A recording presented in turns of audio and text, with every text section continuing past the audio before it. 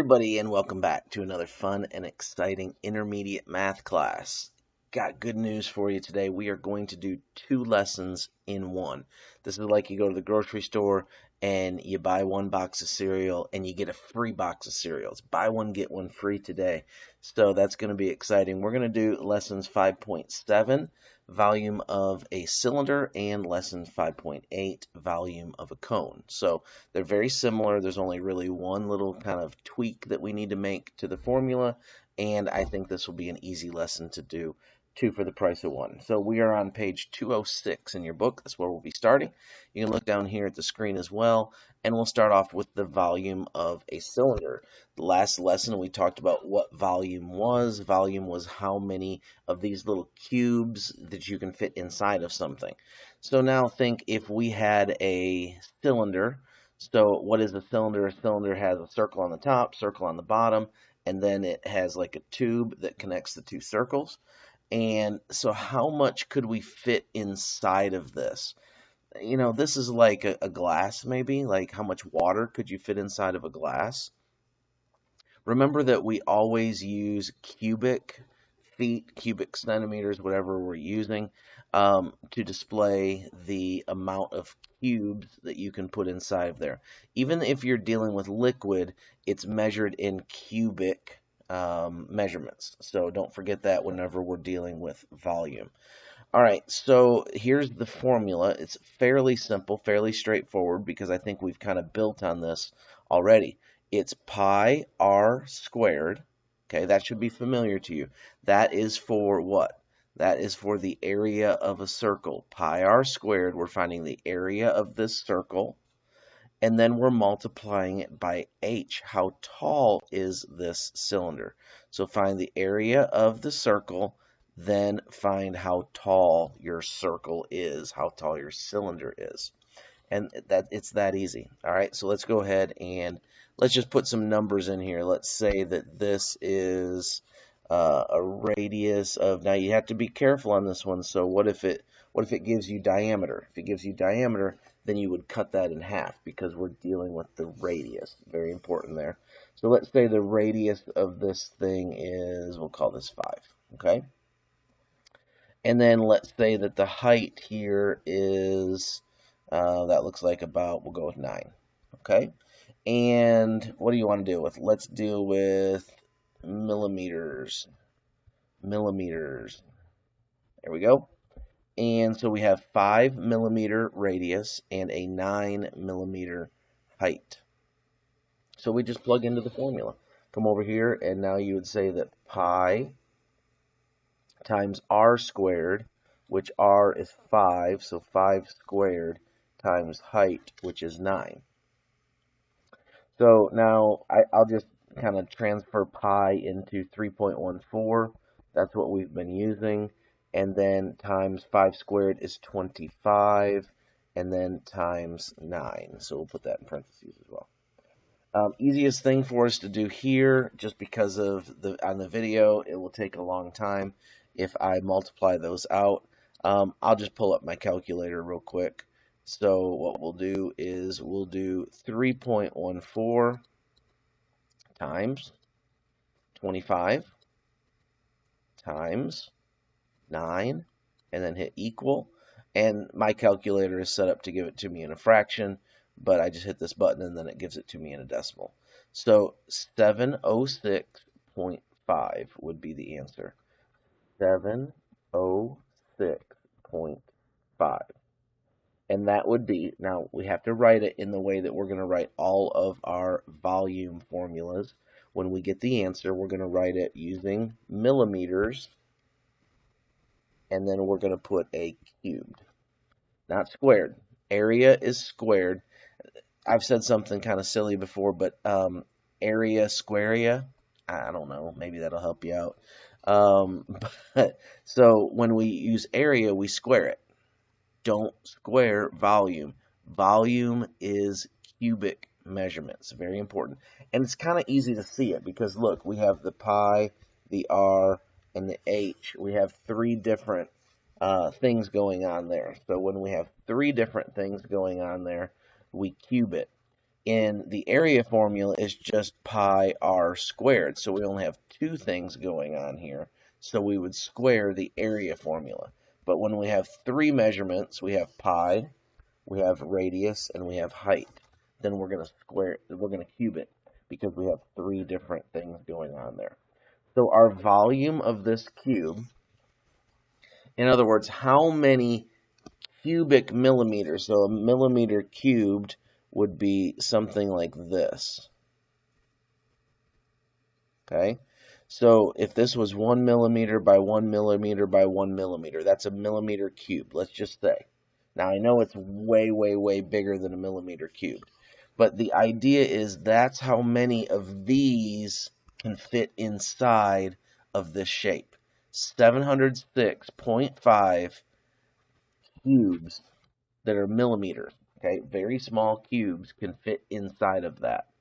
Now, you don't ever put cubes inside of a cylinder. All right, that's not how you do it, but that's how we measure it.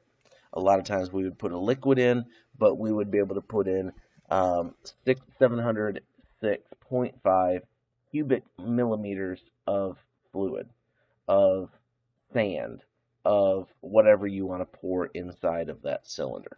Okay? All right, and then in that lesson 5.7, there's some other examples that you can look at and then work through.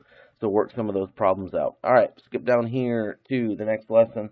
That is 5.8. Let me see what page that's on in your book. I believe that's on page 209, 208, and 209. Okay, so skip over there in your book. And now we're going to do the volume of a cone. Now, if you'll notice, when the cone shape is very similar to the cylinder shape. So we have a circle here, and then on the bottom, look what we have. It looks like a triangle, right? Very similar to a triangle. Okay, so you should remember some things about the triangle formula, and then you should remember some things about the cylinder formula that we just did. So you have a circle. There's not a circle at the bottom. It triangles down here on the bottom. So if you'll look at this formula, you can see some aspects from both the cylinder formulas and the triangle formulas and the pyramid formulas that you'll find. All right, so we have pi r squared h on top. That's the same exact formula, pi r squared h, that we used for the cylinder. Same exact formula. The only difference here is that we're going to divide it by 3. Remember when we had the triangle, when we divided by 2? So we had base times height divided by 2 for a triangle, right? Well, we're doing the same thing, but now we have 3 dimensions up here, pi, r, and h. So we have to divide it by 3 because all 3 of those dimensions are coming down here to a point. When we divided the triangle by 2, it's the same concept as dividing the cone here by 3. All right, so you're getting that point. You're getting that triangle coming down to a point. So again, pretty simple stuff. If you've been paying attention, if you've been watching this, this should not be that difficult for you to do. So let's go ahead and we'll put a radius on this. Let's put that radius of 9. And we'll call this inches. 9 inches. Now, you might say, well, this must be my height right here. No, no, no. This is what's called a slant height. What's a slant height? We talked about that with the triangle. It's literally slanted. It's a height that's slanted, so we can't use the slant height. So what we're going to need is we're going to need a measurement that goes right down the center of this dude.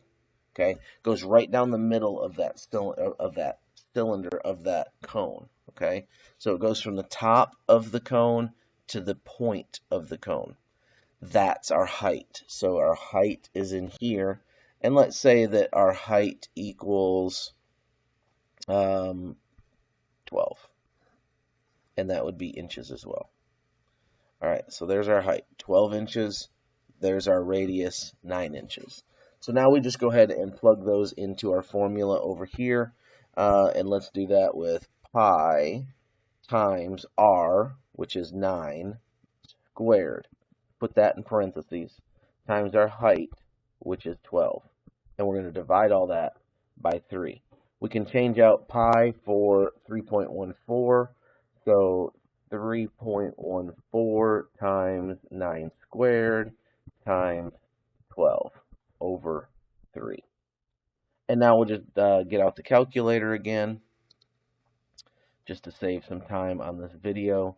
Now, you could do all this without a calculator, right? Not a problem. We would just square 9. We would just do some of the other things that we know how to do. Actually, let's just square 9, and that's going to be 81, right? 9 times 9 is 81. So on the calculator, we'll just go 3.14 times 81 times 12. I'm going to hit equals right here. I could do it in a different way. Again, it gives it to me as a fraction, but there it is as a decimal, 3052.08. And then I am going to divide this by 3. And that's going to give me 1017.36. 1017.36. And that is going to be inches cubed. And that would be my answer. Now, one thing to think about with both of these formulas, because we use pi in both of these formulas right here, okay, what we would have to do in both of these answers is we would have to say that the volume is approximately equal to, we would have to use bacon right here. Why do we have to use bacon right there? Because the bacon tells us that it's approximately equal. We can't say the volume equals. We can't use the equal sign. Why not? Because it's not exactly equal to that. Why is it not exactly equal to that? Because we used pi. And pi is an approximation. We round off pi. Pi does not equal 3.14. Pi approximately equals 3.14. So because we use this approximation of pi, we can only use an approximate answer. But it's very close to the answer, but there is some rounding that went on. So we'll go back down here, and the same thing in the cone. We cannot use that exact answer. Let me get rid of this so you can kind of see what's going on here. I kind of ran my answer together with the problem. All right, so there we go. We're going to hit volume is approximately equal to 1017.36 inches cubed.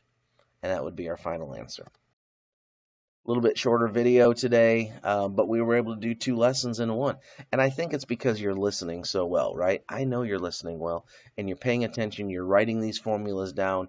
You are building on past knowledge. So I'm able to go through these a little quicker because I know that you already have the pattern of doing these. So make sure that you add those formulas right there to your notebook, to wherever you have them written down, so that you can find them easily on quizzes and tests. And then make sure that you practice this. Go back into your book and practice these problems. If you missed anything there, make sure you scroll it back and watch it again. We'll see you later. You have a good one. Bye-bye.